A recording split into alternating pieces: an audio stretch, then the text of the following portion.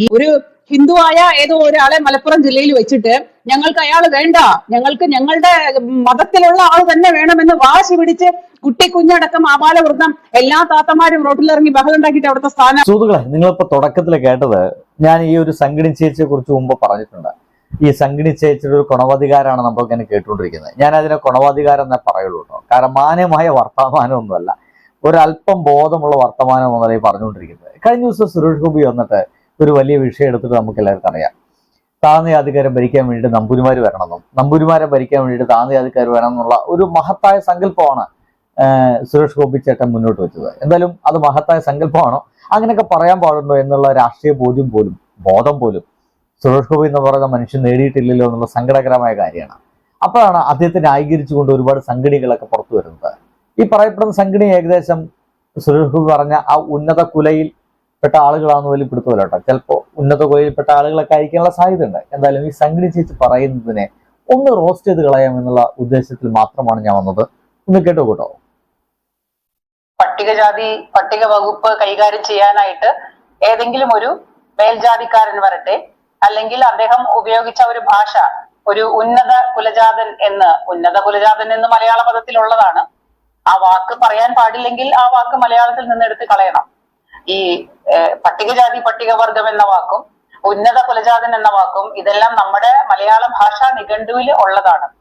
അപ്പൊ ആ മലയാള ഭാഷയിലുള്ള ഒരു വേർഡ്, ആ ഒരു വാക്ക് എഴുതാം, നിങ്ങൾക്ക് പറയാൻ പാടില്ല എന്ന് പറയുന്നത് എന്ത് ചേതോ വികാരമാണെന്ന് എനിക്ക് മനസ്സിലായി. ആ ചേതോ വികാരത്തിന് എനിക്കുള്ള ഒരു മറുപടി എന്ന് വെച്ച് കഴിഞ്ഞാൽ, ഇതിനേക്കാൾ അപ്പുറം പോകുന്ന വാക്കുകളൊക്കെ നമ്മുടെ മലയാള നാട്ടിലുണ്ട്. എഴുതുകയും പറയുകയും ചെയ്യുന്ന കാര്യങ്ങളൊക്കെ ഉണ്ട്. പക്ഷേ ഈ എഴുതുകയും പറയുകയും ചെയ്യുന്ന നാട്ടുകാർ സംസാരിക്കുന്ന സ്വാഭാവികമായിട്ടുള്ള വർത്തമാനത്തിലേക്ക് വരുന്ന ഒരുപാട് തെറി വാക്കുകൾ മറ്റൊക്കെ ഉണ്ട്.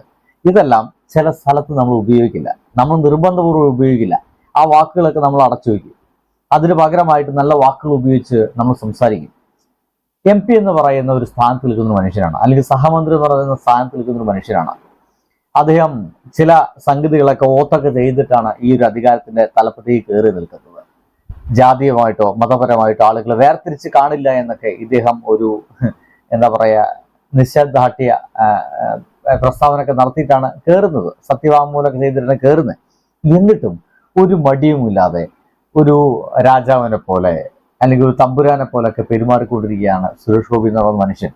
സംഘടികൾക്ക് അല്ലെങ്കിൽ സംഘികൾക്ക് അതൊന്നും മനസ്സിലാവാൻ കുറച്ച് പ്രയാസമായിരിക്കും. ഇദ്ദേഹം പറയുന്നത് അങ്ങനെയാണെങ്കിൽ ആ വാക്കെടുത്ത് കളയൂ എന്നുള്ളതാണ്. പക്ഷെ എന്ത് വാക്കെടുത്ത് കളഞ്ഞാലും ആ മനോഭാവം നിൽക്കുന്നുണ്ടല്ലോ സുഹൃത്തെ. അപ്പൊ അദ്ദേഹം ആ ഉന്നത കുലജാതൻ എന്ന വാക്ക് പൊക്കി പിടിച്ചുകൊണ്ട് അദ്ദേഹത്തിനെ അവഹേളിച്ചും സപ്പോർട്ട് ചെയ്തും പലരും സംസാരിച്ചതായിട്ട് കണ്ടു. അദ്ദേഹം പറഞ്ഞത് രണ്ട് തരത്തിൽ പറഞ്ഞു. ഒരു തരത്തിൽ അദ്ദേഹം പറഞ്ഞത് ഈ പട്ടികജാതി പട്ടികവർഗത്തിന്റെ വകുപ്പുകളും അല്ലെങ്കിൽ ഗോത്രവർഗ വിഭാഗക്കാരുടെ, അതായത് ആദിവാസി ഗോത്ര വിഭാഗക്കാരുടെ വകുപ്പുകളും ഭരിക്കാനായിട്ട് അല്ലെങ്കിൽ അവർക്ക് വേണ്ടിയിട്ട് പ്രവർത്തിക്കാനായിട്ട് ഒരു ഉന്നത കുലത്തിൽപ്പെട്ട, അദ്ദേഹം ഉന്നത കുലത്തിൽപ്പെട്ട എന്ന് പറഞ്ഞ മേൽജാതിക്കാരൻ, ഈ മേൽജാതിക്കാരൻ ഉന്നത കുലത്തിൽപ്പെട്ട എന്നൊക്കെ പറയുന്നത് ഒരേ അർത്ഥം തന്നെയാണ് വരുന്നത്. അതിൽപ്പെട്ട ആരെങ്കിലും വരട്ടെ എന്നും, അത് മാത്രല്ല തിരിച്ചും ഉന്നത കുലജാതിനെ ഭരിക്കാനായിട്ട് പട്ടികവർഗക്കാരൻ വരട്ടെ അതും പറഞ്ഞതാണ്.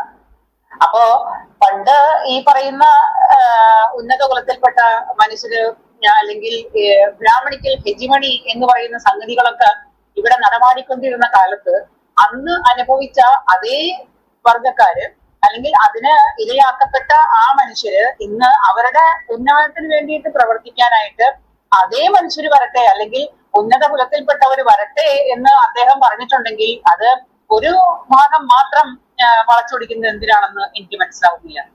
ഇതാണ് ഞാൻ ഒന്ന് വ്യക്തമാക്കാൻ ശ്രമിക്കുന്നത്. എന്റെ പൊന്നു സംഘടി ചേച്ചി, ഇവിടെ സുരേഷ് ഗോപി ആഗ്രഹിക്കുന്നത് നമ്പൂതിരിമാർ, പച്ച മലയാളത്തിൽ പറഞ്ഞുതരാം, നമ്പൂതിരിമാര് ഈ താഴേക്കിടയിൽ എന്നൊക്കെ പറയപ്പെടുന്ന ആൾക്കാരെ ഭരിക്കാൻ വരണമെന്നുള്ളതാണ്.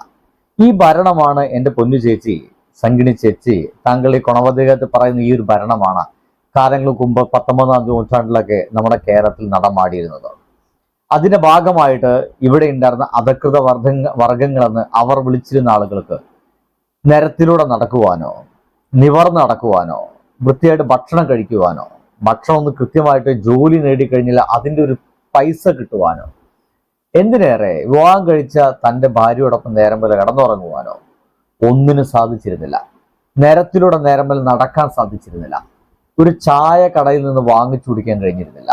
ഭക്ഷണം കൊടുക്കുകയാണെങ്കിൽ തന്നെ പാത്രങ്ങളിൽ കൊടുക്കില്ല, കുഴി കുത്തി കൊടുത്തിരുന്നു.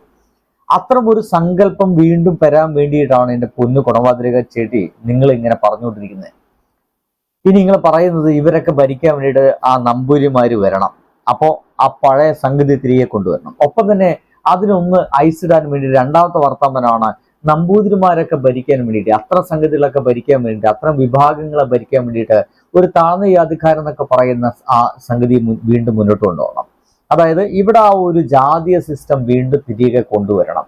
ആ ഒരു എന്താ പറയാ, നാലും കൂടിയ സിസ്റ്റം ഉണ്ടല്ലോ, ആ സിസ്റ്റം വീണ്ടും തിരികെ കൊണ്ടുവരണം എന്നുള്ള ഒരു ആഗ്രഹമാണ് സുരേഷ് ഗോപി എന്ന് പറയുന്ന മനുഷ്യന്റെ ആ ഒരു വികൃത മനസ്സിൽ നിന്ന് പുറത്തു വന്നിരിക്കുന്നത്. നിങ്ങൾക്കത് മനസ്സിലാവില്ല കുണവാതിക ചേച്ചി, കാരണം അത് മനസ്സിലാക്കാൻ സംഖ്യ അല്ലാതിരിക്കണം. ഒരു ഹിന്ദുവായ ഏതോ ഒരാളെ മലപ്പുറം ജില്ലയിൽ വെച്ചിട്ട് ഞങ്ങൾക്ക് അയാൾ വേണ്ട, ഞങ്ങൾക്ക് ഞങ്ങളുടെ മതത്തിലുള്ള ആൾ തന്നെ വേണമെന്ന് വാശി പിടിച്ച് കുട്ടി കുഞ്ഞടക്കം ആപാലവൃത്തം എല്ലാ താത്തമാരും റോഡിലിറങ്ങി ബഹളം ഉണ്ടാക്കിയിട്ട് അവിടുത്തെ സ്ഥാനാർത്ഥി വരെ മാറ്റിയ ചരിത്രം നമുക്കുണ്ട്. നോക്കൂ, ഈ സംഘടി ചേച്ചിക്ക് ഏത് വീഡിയോ ചെയ്യുകയാണെങ്കിൽ അതിന്റെ ഇടയിൽ മുസ്ലിങ്ങളൊന്നും കുറ്റം പറഞ്ഞതിൽ തീരെ സന്തോഷമില്ല. എന്തായാലും മുസ്ലിം കുറ്റം എന്ന് വെച്ച് കഴിഞ്ഞാൽ ഇവർ പറഞ്ഞ് അവസാനം മുസ്ലിങ്ങളെ നെറ്റിത്താണ് കയറുക. പറയുന്നത് മലപ്പുറത്ത് മുസ്ലിങ്ങളല്ലാത്ത വേറെ ആൾ മത്സരിക്കില്ല, ഇലക്ഷൻ നിൽക്കുകയാണെങ്കിൽ മുസ്ലിങ്ങളല്ലാത്ത വേറെ ആൾ മത്സരിക്കില്ല. ഒരു തവണ എങ്ങാണ്ട് മുസ്ലിങ്ങളല്ലാത്ത ഏതൊരാൾ മത്സരിക്കുന്ന സമയത്ത് അവിടുത്തെ സ്ത്രീകളെല്ലാം ഇറങ്ങിയിട്ട് ഇവിടെ മാപ്പിളാർ മാത്രം മത്സരിച്ചാൽ മതി എന്നൊക്കെ പറഞ്ഞ് സമരം ഉണ്ടാക്കി എന്നാണ് ഇപ്പോൾ ഈ ചേച്ചിയുടെ കണ്ടെത്തല്. ഏതാണ് സംഭവം എന്ന്, അല്ലെങ്കിൽ ആരായിരുന്നു അന്നത്തെ ഇലക്ഷൻ നിന്ന ആളൊന്നും ഇവർ പറയുന്നില്ല. ഒരു സംഗതിയുടെ അടിച്ചിറക്കലാണ്. ഇതൊരാളും അന്വേഷിക്കാൻ പോകുന്നില്ല. ഈ വീഡിയോസുകളൊക്കെ കണ്ടുകൊണ്ടിരിക്കുന്ന സംഘികൾ എന്താണ് ഇതിന്റെ യാഥാർത്ഥ്യമെന്ന്, അല്ലെങ്കിൽ അവിടെ അങ്ങനത്തെ ഒരു സംഭവം നടന്നിട്ടുണ്ടോ, അത് ആരായിരുന്നു, പിന്നീട് ആരാ വന്നേ, ഇത്ര സംഘികളൊന്നും അന്വേഷിക്കാൻ പോകുന്നില്ല. സംഘിണി ചേച്ചി പറയുന്നതൊക്കെ കറക്റ്റാ എന്ന് പറഞ്ഞിട്ട് ഈ ഗുണവധികാരം അങ്ങോട്ട് വിശ്വസിച്ചു കളയും. അപ്പോ ഈ പറയുന്ന ജാതി നിങ്ങൾക്ക് പ്രവൃത്തിയിൽ കാണിക്കാം, നിങ്ങളുടെ രാഷ്ട്രീയത്തിൽ കാണിക്കാം, നിങ്ങളുടെ മറ്റുള്ള ഏത് കാര്യങ്ങളിലും കാണിക്കാം, സർക്കാരിന്റെ എല്ലാ കാര്യങ്ങളിലും കാണിക്കാം. ഇനി അടുത്തത് നോക്കുകയാണെങ്കിൽ ജാതി വിഭാഗത്തിൽപ്പെട്ട് നിങ്ങൾക്ക് കിട്ടാൻ പറ്റുന്ന ന്യൂനപക്ഷക്കാര് എന്ന് പറഞ്ഞിട്ട് ഇവിടെ ന്യൂനപക്ഷമുണ്ടല്ലോ. ആ ന്യൂനപക്ഷക്കാര് ജോലി കിട്ടാനാണെങ്കിലും പിന്നെ അവകാശങ്ങൾ നേടിയെടുക്കാനാണെങ്കിലും സ്കോളർഷിപ്പിന്റെ കാര്യത്തിലാണെങ്കിലും എല്ലാം നിങ്ങൾ ഈ ജാതിയുടെ പേരിൽ നേടിയെടുക്കുന്നുണ്ടല്ലോ. അപ്പൊ നിങ്ങൾക്ക് ന്യൂനപക്ഷം ഓർമ്മ വരുന്നില്ലേ? ഈ ന്യൂനപക്ഷം എന്ന് പറഞ്ഞു കഴിഞ്ഞാൽ എന്തെങ്കിലും കുറവുള്ളവരാണ് ന്യൂനപക്ഷം എന്ന് പറയാ. കയ്യോ കാലോ കണ്ണോ മൂക്കോ ഒന്നും ഇല്ലാത്തവരാണ് ന്യൂനപക്ഷക്കാരെന്ന് പറയാം. ഇതും ജാതി വ്യവസ്ഥയാണ്. ഒരു പ്രത്യേക മതവിഭാഗക്കാർ ഇവിടെ ന്യൂനപക്ഷം എന്നുള്ള പേരില്. എന്റെ സംഘടി ചേച്ചി കയ്യോ കാലോ മുഖമോ കണ്ണൊന്നും ഇല്ലാത്ത ആൾക്കാരല്ല ന്യൂനപക്ഷം എന്ന് പറയുന്നത്. നമ്മുടെ സമൂഹത്തില് ജാതി ശ്രേണി നിലനിൽക്കുന്നുണ്ട്. ആ ഒരു നിലനിൽക്കുന്ന സംഗതി എന്താണെന്ന് വെച്ച് കഴിഞ്ഞാല് ജാതിയിൽ താഴ്ന്നവർ എന്ന് പറയുന്ന, അല്ലെങ്കിൽ എണ്ണത്തിൽ കുറഞ്ഞെന്ന് പറയുന്ന ആൾക്കാരെ ഏതെങ്കിലും തീയതിയില് ഇവിടെ ഒരു ഇലക്ഷനോ മറ്റോ നടക്കുകയാണെങ്കിൽ അതിൽ ഒരു 10 പേരെ സെലക്ട് ചെയ്യുകയാണെങ്കിൽ ആ 10 പേരും ഉയർന്ന ജാതി എന്ന് പറയുന്നത് നിങ്ങളൊക്കെ പറയുന്ന ആ കുലത്തിൽ നിന്ന് മാത്രം ആവരുതെന്നു. ഒരു 10 പേരെ സെലക്ട് ചെയ്യുമ്പോൾ നിർബന്ധപൂർവം അതിലെ 3 പേരെങ്കിലും ഇങ്ങനെ എണ്ണത്തിൽ കുറഞ്ഞ, അല്ലെങ്കിൽ അധികൃതർ എന്ന് പറയുന്ന, വിദ്യാഭ്യാസം കുറഞ്ഞു എന്നൊക്കെ പറയപ്പെടുന്ന അത്തരം ആളുകളിൽ നിന്ന് നിർബന്ധമായിട്ടും വേണം, അവരൊരു പ്രാതിനിധ്യം വേണമെന്നുള്ള നിർബന്ധമാണ് ഈ ഒരു തീരുടെ പുറകിൽ. ഇതൊന്നും മനസ്സിലാകാതെയാണോ എൻ്റെ സംഘിണി ചേച്ചി വന്നിങ്ങനെ കണകണ പറഞ്ഞുകൊണ്ടിരിക്കുന്നത്?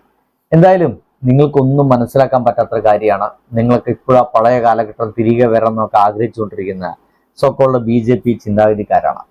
എത്ര പറഞ്ഞാലും നിങ്ങളൊന്നും മാറാൻ പോകുന്നില്ല എന്നറിയാം. എന്നാലും ഇത് കേട്ടുകൊണ്ടിരിക്കുന്ന ആളുകൾക്ക് എന്താണ് യാഥാർത്ഥ്യം എന്നൊക്കെ ഒന്ന് മനസ്സിലാക്കണ്ടേ, അതിനുവേണ്ടി മാത്രം ഒന്ന് പറഞ്ഞതാണ്. ബൈ.